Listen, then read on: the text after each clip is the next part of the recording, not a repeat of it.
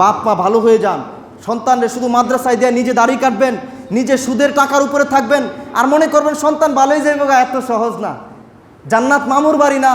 আমাদের কাছে এক আল্লাহর মেহমান অনুরোধ করেছিল যে হুজুর, আপনারা মা বাবার প্রতি সন্তানের করণীয় নিয়ে অনেক কিছুই বলেন, এখন আপনারা সন্তানদের হক, মা বাবার করণীয় নিয়ে মাঝে মধ্যে বলিয়েন। আমরা খুব সংক্ষিপ্ত সময়ে আজকে মা বাবার করণীয়, সন্তানদের হক নিয়ে আমরা আগেও বলেছি, আজকেও আপনাদেরকে স্মরণ করে দিতে চাই। বাপ মার কাজ শুধু সন্তান জন্ম দিলেই শেষ না। বাপ মা আল্লাহর কাঠগড়া থেকে, আল্লাহ কাঠগড়ায় দাঁড়িয়ে যদি বাঁচতে চান, তাইলে অবশ্যই অবশ্যই কিছু করণীয় আছে না নাই? আছে। এজন্য আল্লাহর প্রিয় নবী সাল্লাল্লাহু আলাইহি ওয়াসাল্লামের হাদিস থেকে, কোরআনে পাকের নির্দেশনা থেকে সন্তান জন্ম দেওয়ার আগেই বাপ মার কাছে সন্তানের দুইটা হক থাকে। আরও বিভিন্ন হক আছে, দুইটা অন্যতম। তন্মধ্যে একটা হলো সন্তানের জন্য ভালো বাবা, ভালো মা নির্বাচন করা। অর্থাৎ কোনো মেয়ে বিয়ে করতে চাইলে, ছেলে দেখতে গেলে, কোনো ছেলে বিয়ে করতে চাইলে, মেয়ে দেখতে গেলে সে যেন দিনদার মানুষকে নির্বাচন করে। কেননা কোরআনে পাকের মধ্যে আসছে, কোরআনের 18 নম্বর পারা 24 নম্বর সূরা নূর শরীফের 3 নম্বর আয়াতে আল্লাহ বলেন, আয-যানি লা ইয়ানকিহু ইল্লা যানিয়াতান আও মুশরিকাতান ওয়াজ-যানিয়াতু লা ইয়ানকিহুহা ইল্লা যানিন আও মুশরিকিন। আল্লাহ তাআলা বলেন, বেবিচারী পুরুষরা বেবিচারী নারী ব্যতীত, মুশরিকাদের ব্যতীত অন্যদের বিয়ে করে না। বেবিচারী পুরুষ ব্যতীত, বেবিচারী নারী ব্যতীত অন্যদের বিয়ে করবে না। বেবিচারী পুরুষরা বেবিচারিণী নারী ব্যতীত অথবা মুশরিকা নারী ব্যতীত অন্যদের বিয়ে করবে না। প্রিয় নবীজি সাল্লাল্লাহু আলাইহি ওয়াসাল্লাম হাদিস শরীফের মধ্যে বলেন, সহিহ বুখারী শরীফের 5090 নম্বর হাদিস, আমার নবীজি বলেন, মানুষ 4 জিনিসকে দেখে বিয়ে করে থাকে। 1 নম্বরে সম্পদ দেখে, 2 নম্বরে বংশ দেখে, 3 নম্বরে সৌন্দর্য দেখে, 4 নম্বরে দিনদারিত্ব তাকওয়া দেখে। আমার নবীজি বলেন, যদি প্রথম 3টাতে কমতিও থাকে, প্রথম 3টা নাও থাকে, তুমি দিনদারিত্বকে প্রাধান্য দিও। কেননা দিনদারিত্বকে যদি প্রাধান্য না দাও, তুমি ধ্বংস হও, তুমি ধ্বংসের পথে চলে গেছো যদি তুমি দিনদারিত্বকে প্রাধান্য না দাও। এজন্য আমরা জানি এই হাদিস এবং এই আয়াতগুলো মানা কঠিন। এজন্য নেককার ওলি আওলাদ, নেক সন্তান, ওলি বুজুর্গ সন্তান পাওয়াও কঠিন। এজন্য সন্তানও হয় অমানুষ, সন্তানও হয় এমন বাপ মার গায়ে হাত তুলে, বাপ মারে অনেক সময় মেরেও ফেলে, বাপ মারে ছেড়ে চলে যায়, বাপ মারে ধমক মারে। মনে রাখবেন, প্রিয় নবীজি সাল্লাল্লাহু আলাইহি সাল্লামের দ্বিতীয় নির্দেশনা, বুখারী শরীফের 141 নম্বর হাদিস, মা বাপ যখন বিয়ে করার পর, মা বাপ যখন একজন অপরজনের সাথে দেখা করে, আমার নবীজি বলেছেন, বিসমিল্লাহি আল্লাহুম্মা জান্নিবনা শাইতান ওয়া জান্নিবিশ শাইতান মা রাযাকতানা। বিসমিল্লাহি আল্লাহুম্মা জান্নিবনা শাইতান ওয়া জান্নিবিশ শাইতান মা রাযাকতানা। এই দোয়া পরে যখন তারা একে অপরের সাথে ওই পন্থা অবলম্বন করবে, যেই পন্থা অবলম্বনে সন্তান দুনিয়াতে আসে, তা করার পর যদি সন্তান আসে, আল্লাহ তাআলা অবশ্যই ওই সন্তানকে শয়তানের ক্ষতি থেকে বাঁচিয়ে রাখবেন। বলেন সুবহানাল্লাহ। আল্লাহ আমাদের সন্তানদেরকে, আল্লাহ তাআলা পরিবারের ছেলে মেয়েদেরকে শয়তানের ওয়াসওয়াসা থেকে বাঁচায় রাখুক।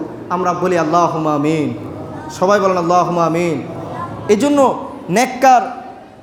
নেককার দিনদার ছেলে মেয়েদেরকে প্রাধান্য দিবেন। তারপরে সন্তান জন্ম হওয়ার পরেও অনেকগুলো হক আছে, এগুলো আপনারা জানেন। আল্লাহ আমল করার তৌফিক দেখ। 1 নম্বরে হলো ডান কানে আজান, বাম কানে ইকামত দেয়া, যাতে করে দুনিয়াতে আসার সাথে সাথে আল্লাহ তার অন্তরে ইমানের মহব্বত, ইমানের নূর পয়দা করে দেয়। সুবহানাল্লাহ। 2 নম্বরে হলো তাহনিক করানো। সে যখন খেতে শিখে, আমার নবীজি আস্তে আস্তে খেজুর চিবিয়ে তার মুখে দিতেন। হ্যাঁ, কোনো কিছু চিবিয়ে অল্প একটু তার মুখে দিতেন বিসমিল্লাহ বলে, এটা করানো। তারপরে 3 নম্বরে হলো 7ম দিনে মাথা মুন্ডন করানো। মাথা মুন্ডন করিয়ে সামর্থ্য থাকলে চুলের ওজনের সমপরিমাণ রূপ মুদ্রার মূল্য সদকা করে দেওয়া, সামর্থ্য থাকলে। তারপরে হচ্ছে 4 নম্বরে ভালো অর্থবোধক নাম রাখা। এখন তো নাম রাখে রিঙ্কু, পিঙ্কু, এগুলো নাম রাখে, অথচ একটা ভালো অর্থবোধক নাম যদি রাখে, এই সন্তান যদি ঈমান নিয়ে মরতে পারে, এই ভালো একটা নামও কিয়ামতের দিন তার নাজাতের উসিলা হয়ে যাইতে পারে। সুবহানাল্লাহি ওয়া বিহামদিহি। ঈমান নিয়ে সে যদি মরতে পারে, যখন আল্লাহ ডাক দিবে ফাতেমা, যখন আল্লাহ ডাক দিবে আলী, যখন আল্লাহ ডাক দিবে আব্দুল্লাহ, ঈমানদারেরা সবাই যখন দাঁড়িয়ে যাবে যে আমি তো অমুকজনকে ডাক দিয়েছি, আল্লাহ আমাদের নামও তো এটা, আল্লাহ তাআলা তখন তাদেরকে এই নামের বরকতে ক্ষমা করে দিতে পারে। আল্লাহ তাআলাকে তারা বলবে আল্লাহ আমরা তো নাম রাখি নাই, আমাদের দরদি মা বাবা এই নাম রাখছে, তাদেরকে ছাড়া আমরা জান্নাতে যাব না। আল্লাহ চাহিত আপনাদেরও নাজাতের উসিলা হতে পারে কি না? এই জন্য সন্তানদের একটা নেক নাম রাখবেন, সুন্দর নাম রাখবেন। কোরআন হাদিস থেকে আল্লাহ তৌফিক দান করুক, বলেন আমিন। তারপরে সুন্নত আকিকা করানো 7ম দিনে করা ভালো, মুস্তাহাব, এরপরে করলেও সমস্যা নাই। ছেলে হলে 2টি ভেড়া বা বকরি, আর নাইলে গরু থেকে 2 ভাগ, মেয়ে হলে 1টি ছাগল অথবা গরু থেকে 1 ভাগ। তিরমিজি শরীফের 1522 নম্বর হাদিস অনুযায়ী আপনারা যখন সন্তানের আকিকা করানোর তৌফিক পান, এই আকিকা দ্বারা আপনার সন্তান আল্লাহর নিকট বন্ধক থাকে, এই সন্তানকে আল্লাহ তার রহমতের চাদরে আবৃত রাখে। জুড়ে জুড়ে বলুন সুবহানাল্লাহ।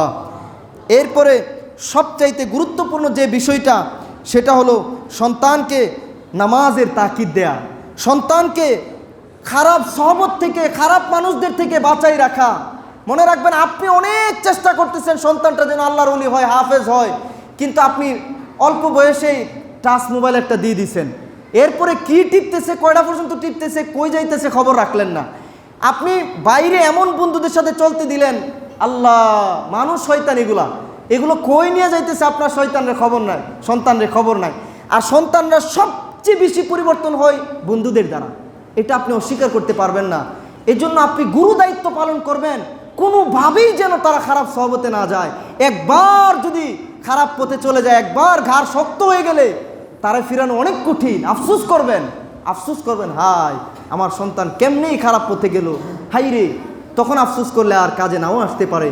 এজন্য সন্তানকে দিন শিখাবেন। আমরা আগেও বলেছি, খাজা মঈনুদ্দিন চিশতি যখন একদিন দাওয়াত দিলে অনেক মানুষ মুসলমান হয়ে যায়, উনি এইভাবে যখন মানুষের মধ্যে তাসির দেখে উনি ওনার মাকে এসে বলতেছে, মা এরকম আমার কথায় আল্লাহ তাআলার রহমতে অনেক মানুষ মুসলমান হইতেছে। মা কান্না করতেছে, বাবা এটা তোমার জবানের শুধু তাসির না, এটা আমি মায়ের পবিত্র দুধের তাসির। বলে মা এটা কেমন কথা?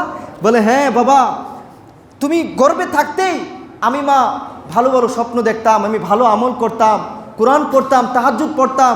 তুমি দুনিয়াতে আসার পরে আমি মা এমনিভাবে নেক আমল করেছি, এবং এমন একটা দিন নাই যেই দিন উযু ছাড়া আমি তোমাকে দুধ পান করিয়েছি। আরে এই জন্য এত তাসির পড়ে গেছে তোমার জবানে, তুমি যার দিকে তাকাইছো, যাকে তুমি একবার নেক তাওয়াজ্জু দিছো, সে কালিমা না পড়ে যাই নাই। সুবহানাল্লাহ। আগেকার মারা সকালে কোরআন না পড়ে, হ্যাঁ, এরপরে স্বামীর পূর্ণ মহব্বতের সাথে পছন্দনীয় খাবার রেডি না করে ওনারা দিন শুরু করতো না। এইভাবে ওনারা সন্তানদের উপরে আসর ফেলানোর জন্য ভালো ভালো কাজ করতো। আল্লাহ আমাদেরকে দিনের বুঝ দান করুক, বলেন আমিন। বাপ মা ভালো হয়ে যান। সন্তানরা শুধু মাদ্রাসায় দেয়া নিজে দাড়ি কাটবেন, নিজে সুদের টাকার উপরে থাকবেন, আর মনে করবেন সন্তান ভালোই যাইবে, এত সহজ না। জান্নাত মামুর বাড়ি না। আপনার এই জান্নাত পাইতে হইলে অবশ্যই আপনাকে হালাল খাইতে হবে, আপনাকে একটু কষ্ট করতে হবে। দুনিয়া মুমিনের জন্য জেলখানা, এই ফিকির আপনাকে রাখতে হবে। আপনাকে নিজেকেও দাঁড়িয়ে রাখতে হবে, 5 ওয়াক্ত নামাজ পড়তে হবে, কাঁদতে হবে, আল্লাহ এই সন্তান তোমার আমানত, তোমার নেয়ামত। অনেকে সন্তান হয় না, ডাক্তারের কাছে দৌড়াইতেছে, তুমি তো আমারে দিছো আল্লাহ, এই সন্তান যেন মানুষ হয়, এই সন্তান যেন আমার জান্নাতে যাওয়ার উসিলা হয়, এই সন্তান যেন যুগের উলিউল্লাহ হয়, এই সন্তান যেন খারাপ সহবত থেকে বাঁচতে পারে। আপনি আল্লাহর কাছে কাঁদবেন, আল্লাহ এত খুশি হবে, আপনি কবরে গিয়েও জান্নাতি ফল খাইবেন। আল্লাহ আমি তো এত আমল করি না, এত নিয়ামত কোথেকে আসতেছে? আল্লাহ বলবেন, বান্দা দুনিয়াতে তুই এমন একটা গাছ লাগায় আসছ যেই গাছের ফল কবরে আসলেও খাওয়া যায়। এটা হলো নেক সন্তান। নেক সন্তান যখন কাঁদবে, আল্লাহ এই কাঁদার ফিরাইবে না।